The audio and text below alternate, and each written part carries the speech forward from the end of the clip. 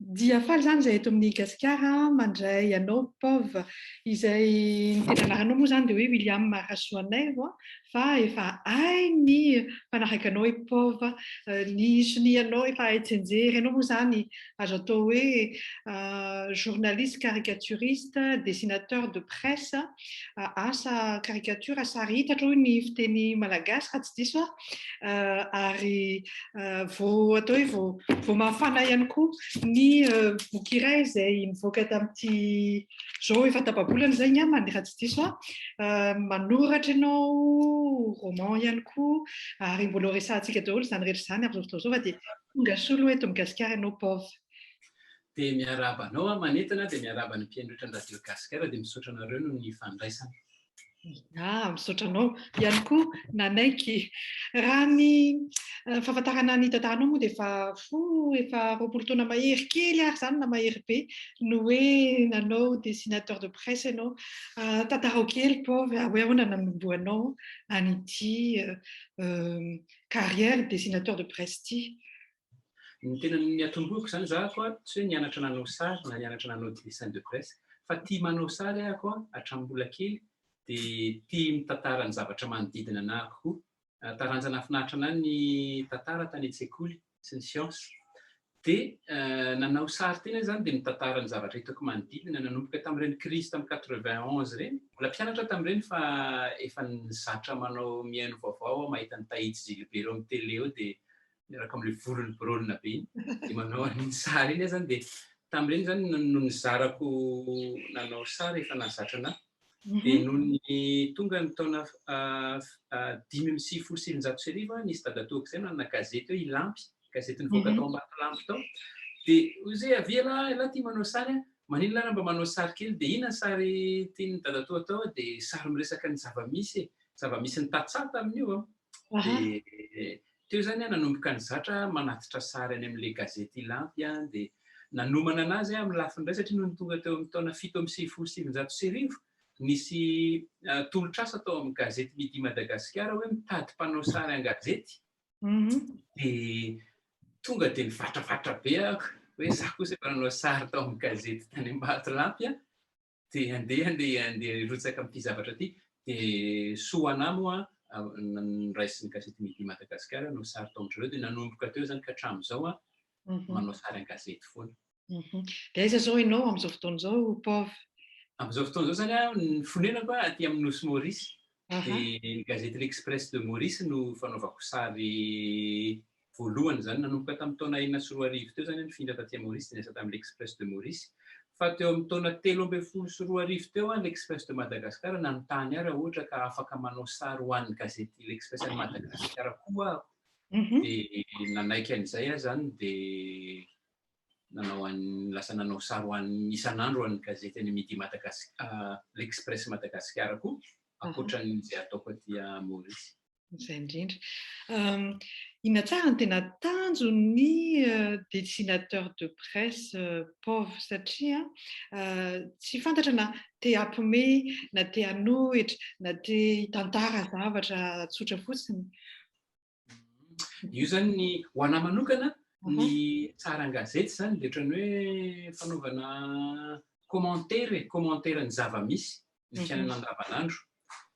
Ilay resaka mampiomehy ahafahan'ilay hafatra ho tonga moramora kokoa sy mba hitoetra fa ilay tanjona tsy dia ny hampiomehy loatra satria tsy voatery hampiomehy ilay izy indraindray fa indraindray koa izy mahasorena dia fa ho anahy zany misy zany hoe mpanao commentaire ny fiainana andavanandro atsoratra dia ny anahy an-tsary izay zany ny tena tanjona amin'ilay izy zany dia ilay izy tsy dia tena hoe voatery hoe hanohatra zany fa matetika hitanao ilay hoe ny hanombotsongona ny matony mba tsy handevenana ny velona ny hamisavisana ny ratsy mba hiaviany soa dia ilay eo amin'ilay ho anazy zany asa fanaovan-gazety karazany hoe mampifanila ny mizana ihany zany fa mba tonga isy hoe tsy dia tena hoe mpanohatra foana na hoe mpitondra foana fa io moa ny asa fanaovan-gazety matetika amin'ilay raisina hoe contre pouvoir dia ohatran'ny hoe mpanohatra fa tsy opposition fa contre pouvoir ilay izy zany matetika no atao.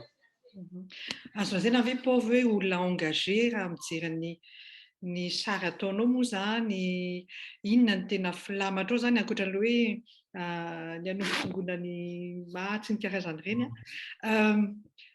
atao hoe misy tanjona ve raha ny fiainam-pirenena zany ara-tsosialy ny mponina ny mpitondra iza ny tena ohatrany hoe kendrenao hieritreritra sy ho tonga saina amin'ireny raha izay ny fandraisana azy. Hoy izy ianao hoe engagé dia iny engagé mihitsy ahako. Inona moa ilay engagement na hoe firotsahako dia engagement amin'ny fiainam-pirenena zany amin'ny maha olo-pirenena anahako. Dia inona ny fanasoavana ny firenena amin'ny lafiny izay tandrify anazy zany e.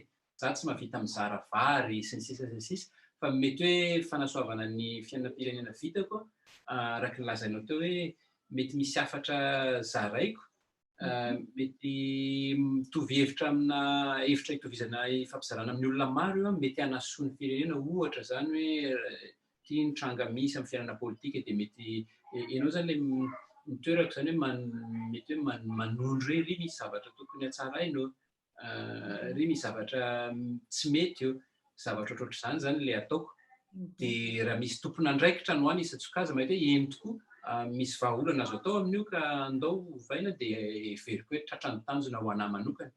Efa nisy nanamarika anao ve tamin'izay ohatrany hoe misy sary hitanao hoe tonga tamin'ny tanjona nirianao ianao nikasainao atao? Io zany sarotra be satria ilay olona tsy tena nahita an'ilay sary nataonao ahako dia nanova zavatra fa nazara ny mpamaky sariko tsy hitako maso akory tsy haiko raha misy mpamaky io na tsisy mpamaky fa mino fa misy mamaky izy io satria misy olona manafitra anao hoe tiako ilay sary nataonao dia misy zany ilay mpamaky fa tsy hitako maso akory hoe misy olona miteny hoe tia sary nataonao ty pôvy tena mifandray tanana mibilalao fa ohatra zao rehefa misy olona miteny hoe misy sarinao afaka ampiasainay ve ho fanentanana ny olona ohatra hoe tsy hanary fako eran'ny tata-drano dia hanentanana ny olona mba satria tondra-drano rehefa feno ny tatatra sy ny sisa dia misy sarinao zay tianay ho ampiasainy dia mieritreritra hoe matoa ilay olona iny mieritreritra hoe iny sary iny ho ampiasainy amin'io dia satria heverina hoe misy mipakany amin'ny olona any dia misy fiantraikany dia izay zany ny fomba kely ahafahako mahita ity zavatra ataoko ity zany misy vokany ihany matoa olona mpikirakira resaka serasera sy ny fiainana ohatr'izany zany manapa-kevitra miteny hoe ity sary ity nde ho ampiasainy dia inoko fa izy mahita hoe mety misy vokany izay. Zay aloha zay ilay olo-pirenena fa ilay matetika koa ny asianao dia ny mpitondra mpanao politika inona indray ny azonao avy amin'ireny mpanao politika ireny mahazo tsindry ve ianao sa ahoana ny tena fandehana tsy mampatahotra anao ve ny hoe ianao zao any Maurice zao ianao dia hody any Madagasikara ianao nefa raha ohatra zao ny hita fotsiny tamin'ny herinandro dia vaksiny sirangina vaksiny be da be dia akaikiny eo misy CVO tsy fantatra na nisy ianao na tsy nisy fa mety ataotra ve ianao hody any amin'ny tanindrazana amin'ny tsongo mafy tsindraindray ataonao amin'ny sary. Mampieritreritra aloha izay fanontaniana izay tokoa satria ny tena tiako antefan'ny ankoatran'ny olo-pirenena amin'ilay hafatra dia indrindra ireo mpandray andraikitra eo amin'ny firenena zany tena tiako andefana hafatra hoe satria zareo no afaka manova ny zava-misy dia ankoatran'ny hoe daholo be zany fa iny azy mamoaka didy anankiray taratasy fotsiny izy dia efa miova voakasiky daholo fiainantsika rehetraretra dia iny zany hoe tena tsara tokoa raha ohatra ka ilay sary ataoko iny tonga any aminy dia andraso ity hovaina ohatrohatr'izao tena zay ny zavatra irariana raha hoe hevitra tsara ilay narosiko moa zany. Iny tsy dia hitako loatra ahoana ny andrefesana an'iny hoe nisy tompon'andraikitra tany Bobirao tany hoe nahita sary dia tonga saina tamin'iny izy dia nandray satria faneo amintsika moa fait décret mivoakavoaka ny ampitson'iny tampoka normaly tsy azo atao ny ampitso azo atao tsy hay intsony hoe iza no nitaitra tamin'ny toromasony tao sy ny inona satria zareo koa ny mpitondra milaza hoe tsy matory mihitsy dia tsy hay hoe inona fa ny irariana zany amin'ny zavatra mahasoa hoe mba misy zavatra hitanao hoe tena tsy mety kosa raha angaha ilay zavatra riry mpitondra dia manao sary ianao zany dia tsy hoe ilay sary fotsiny nanova azy inoko fa mety hoe ilay ny hevitry ny vahoaka maromaro zany ary ianao ve tsy nisy hoe nandrahona ara-politika io amin'izay tsika izao manala sala be ilay satria hitanao raha amin'ny ho anahy manokana zany ekeko hoe mety mahatafitoana olona sasany le atao sary satria voakianao izy ny sisa. Nefany amin'ny lafiny iray tsy tokony hoe zavatra ampatahotra anazy zany satria zahako tsy manana fahefana hoe ampiseho hoe io ianao monsieur Rabe fa mpangalatra. Tsy manao an'izay ahako ary tsy manana proof an'izay ahako. Na hoe io ianao ry madama fa reto ny secret anao rehetrarehetra fa aborako. Tsy manana secret mihitsy fa nezany zavatra andavanandro eo ihany ny komanteko. Zany hoe tsy misy zavatra tena hoe vaovao entiko hoe fa fomba fijery no asehoko. Amin'izay lafa izay tokony tsy atahotra satria zavatra misy ihany ny averiko tantaraina. Za koa raha hoe makeny amin'ny arabe zao tsy avory olona mihitsy ny hoe tena hoe miala ianao ry filoham-pirenena tsy dia mila loatra hoe hisy mpanaraka ao aorianako ao. Amin'izay lafa izay tsy tiako hoe manao zavatra atahorana. Fa mivena amin'ilay tena hoe tokony atahotra ve amin'izao fotoana izao mampatahotra anahy misy olona mandray fanapahan-kevitra tsy ampiheverana. Raha ohatra hoe izany ka hitanao ohatra hoe cybercriminalité zao misy hoe raha mahatohitohina ny zavatra avoakanao dia azo enjehana ianao. Dia amin'izay lafin'izay mampatahotra anahako izay hoe raha indray maraina zany misy taitra tamiko dia tena za tohana be tamin'ilay sary nataonao iny ampidiriko fitsarana ianao. Dia eo mampanala sara anao hoe raha mody any Madagasikara ve zako tsy dia tena za aloha tsy olona tsy mieritra ny tenako hoe danger nefa raha misy olona taitaim-bombona tampoka any ampidiriny tampoka aponjao ahako dia adiny taraiky any ahako ray volana mety tena tsisy antony nanenjena anao tampoka kay. Za efa nijafajafa tary. Zay tsy dia mbola fantatra loatra dia hoy izy hoe aleo aloha hieritreritrako. Afatsika amin'ny teny frantsay hiresaka amin'ity boky ity sika paovy asa raha mampitanao satria ity boky ity moa zany dia niarahanao nanoratra tamin'ny chercheur scientifique mpikarika science politique azafady zany niaraka tamin'ny ingénierie ianao izy zany mpikarika amin'ny science politique ianao indray journaliste caricaturiste. Azavaina amin'ny teny fohy amin'ny teny malagasy dia hivadika amin'ny teny frantsay isika. Inona ny tena nahatonga anareo mirahalahy moa zany mirahalahy satria ingénierie lehilahy raha tsy diso nataonareo satria ianao tsy ohatra hoe dictionnaire zany tsy mahazatra miaraka resaka aminao nefa mahatonga sanainy koa mamaky azy. Inona tena tapa-kevitra anareo ty hamoaka n'ity dictionnaire de la démocratie de façade ity? Natonga anay sy andrinirina hamoaka an'io boky io zany dia misy fomba fijery izay ifampizarana ary iombona anay mihitsiny. Dia eo ilay hoe inona ny tsy mampandroso n'ity firenentsika ity. Dia rehefa mifampiresaka eo zay dia misy lafiny be da be efa nataoko sary nefa ny koa hitany ao anatin'ny fikarohana ataony hoe tena mifanojo ireo zavatra ireo fa tena tsara mihitsy raha andaotsika ianao manao sary za mandinika an'izy ity amin'ny lafiny anarako sy fandiniana ataoko andao ampiarahana ny zavatra vokatry ny fandiniana ataontsika momba an'ireo zavatra tsy mampandroso ireo dia izay no natonga an'io boky io. Ohatran'ny hoe tsotra be ohatr'izay resaka mandeha ohatr'izay zany le izy fa vokatry ny asa samy ataonay misy anay avy koa.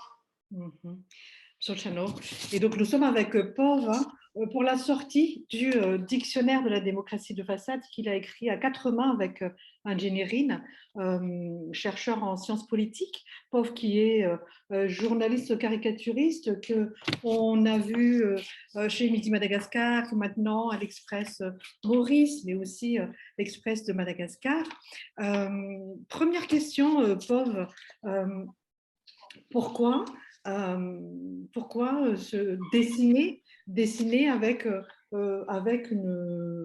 par rapport à un dictionnaire quoi là-dessus avec des mots finalement qui sont assez on en apprend même des mots là-dedans. Est-ce que voilà comment ça s'est passé cette écriture à quatre mains et pourquoi?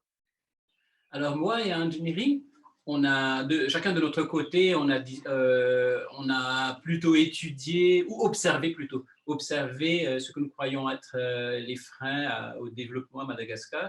Et nous sommes venus à être en accord sur certains points. Il y en avait tellement qu'on a pu en faire une liste, et d'une liste à dictionnaire, il n'y a qu'un seul pas, quoi. Donc, on s'est décidé, pourquoi pas, toi tu dessines sur des choses et toi tu écris, si on unissait nos efforts pour pouvoir, puisqu'on partage beaucoup de points de vue dessus, pourquoi pas en faire un livre. Et c'est presque naturellement comme cela que le projet s'est fait. Et on peut voir en fait que c'est les 60 mots. Alors, mots M-O-T-S ou M-A-U-X, c'est selon, hein, pour illustrer donc 60 ans d'indépendance républicaine à Madagascar de 1960 à 2020.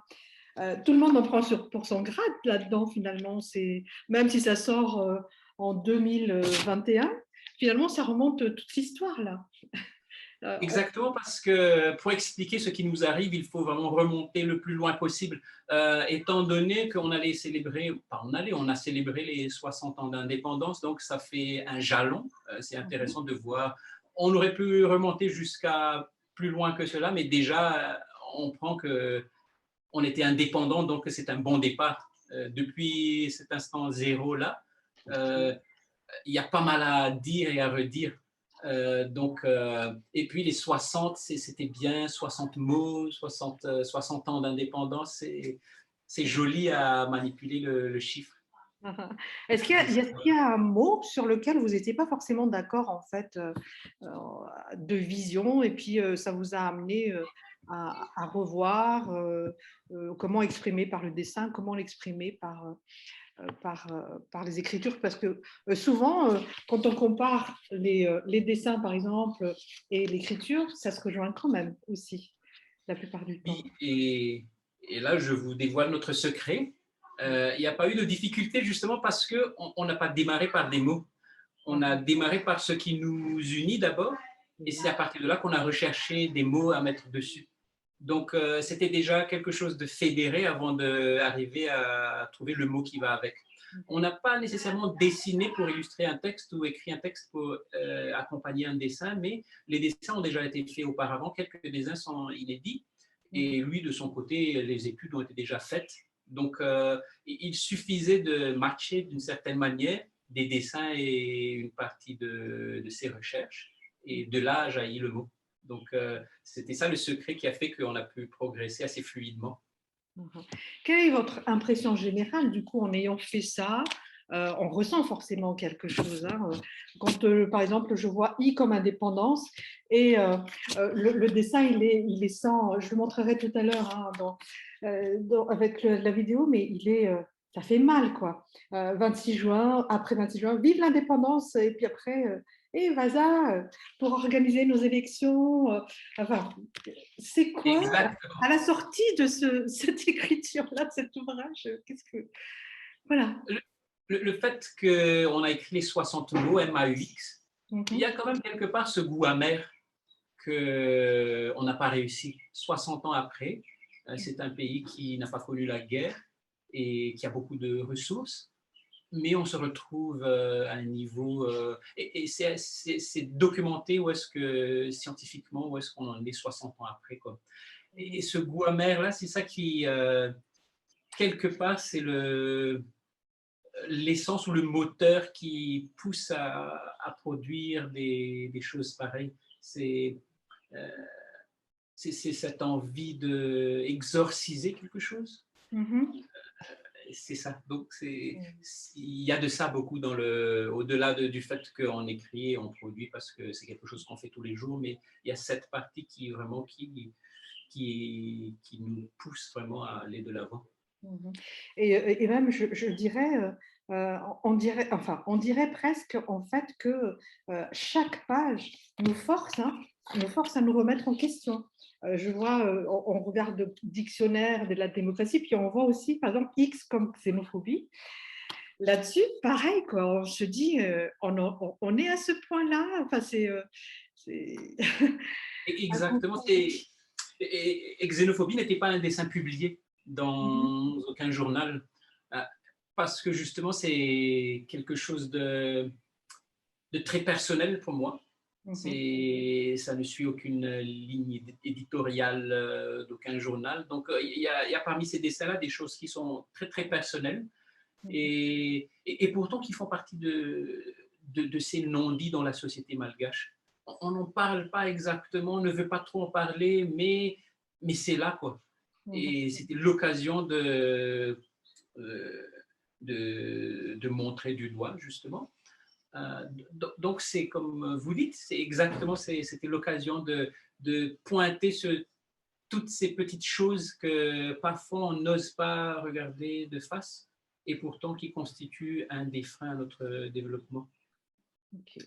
En tout cas, cet ouvrage est sorti chez l'Harmattan, hein, aussi, donc Dictionnaire de la démocratie de façade par Pov et Angianirin, préfacé par le professeur Raymond Ranzev, président de l'Académie de Malgache.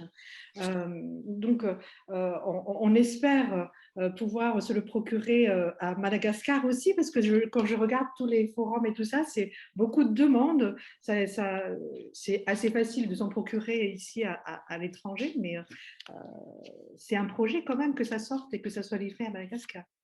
Exactement, ce serait incomplet si là, à Madagascar, exactement, le terrain où tout se joue serait privé de l'ouvrage. Alors nous, on espère vraiment que les libraires vont jouer le jeu et que le livre puisse arriver le plus tôt possible à Madagascar pour que chacun puisse vraiment profiter et surtout ne pas juste lire et rigoler, mais que chacun puisse prendre les mesures nécessaires, chacun à son niveau, selon ses fonctions, pour qu'on puisse quand même... Il y a tellement de choses à faire et à refaire à Madagascar.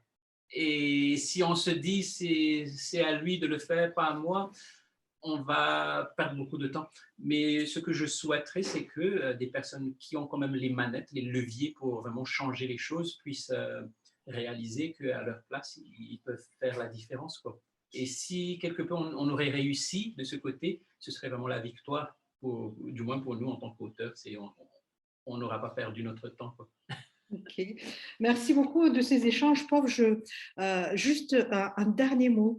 Il n'y a pas que cet ouvrage hein, que Pov a écrit. Je sais même que pendant le confinement, il y a eu un ouvrage, je crois, c'est Dictature à Africaville. C'est ça, qui est sorti en plein confinement. Pov, il est un peu partout sur tout ce qui est écriture, roman aussi.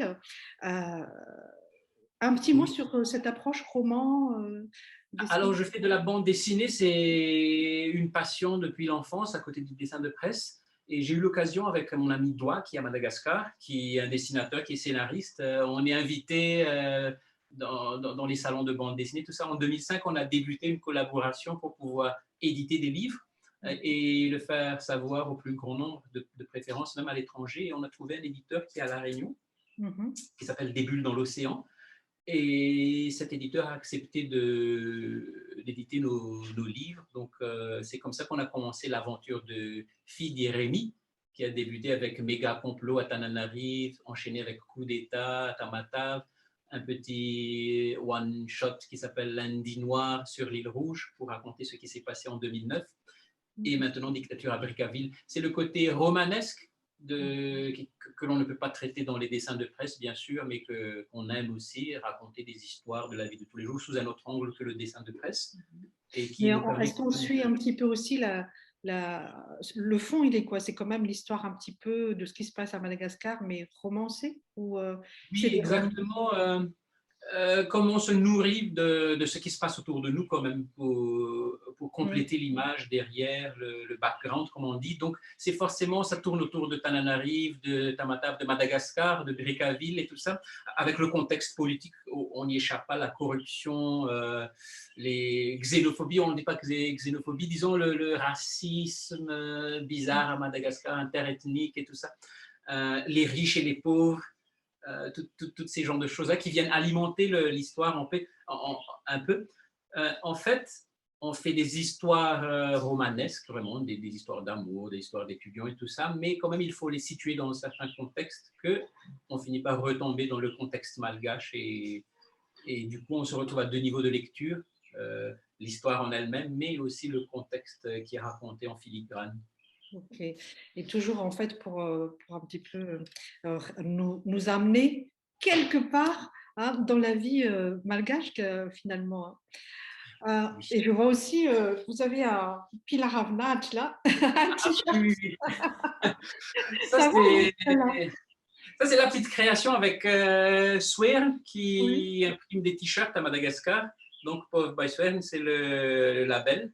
On a fait quelques t-shirts qui portent des messages, puis la ravnach, justement pour ceux qui sont partis à l'étranger et qui aient ces ravnach, où sont les herbes vertes, quoi. Et on a fait une petite série qui sont assez sympas de t-shirts. Et comme vous dites, je suis dans l'univers du dessin, mais du message également, les choses un peu engagées. Donc, ça marche bien de s'engager dans les dessins, sur les t-shirts et tout ça. Et mine de rien, j'en ai tout un stock chez moi, donc je ne vais pas acheter des t-shirts, je porte le mien, quoi. Ok, merci beaucoup, Pov. Et puis pour la sortie de cet ouvrage qui est tout chaud finalement, ça ne fait pas 2 semaines. Eh bien, vous allez sur Internet, le site de l'Harmattan, mais aussi sur les autres sites. On va conclure en malgache, si vous voulez bien. Pov, nandray anjara tamin'ity fandarana eto amin'ny Gaskarity.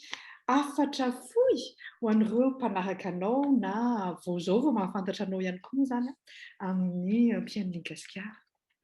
Ny afatra fohy zany dia hoe manome fotoana anareo amin'ny page Facebook koa, Pov journaliste, dia mitoy eo ny fitantarana tsara ny zava-misy andavanandro, tsy andavanandro, momba an'ilay boky manontania amin'ny mpivarotra boky dia anontania hoe raha mbola tsy misy atao aminareo dia afaka hanafarana ve zahako, satria maro no manontania hoe aiza ny ahitana azy dia izay no vahaolana narosin'ny mpanotany boky, zany hoe anontania ny mpivarotra bokinareo dia izy manafatra aminay dia taterina makany ny boky. Izay tompoko. Misaotra indrindra mankasitraka anareo manaraka ny fandaharana, mankasitraka anao na nanentana anazy nafinaritra teto. Misaotra po. Gaskar. Gaskar. Serasera. Vaovao tapatapany. Tontolon'ny kanto malagasy, kulturaly, fomban-drazana.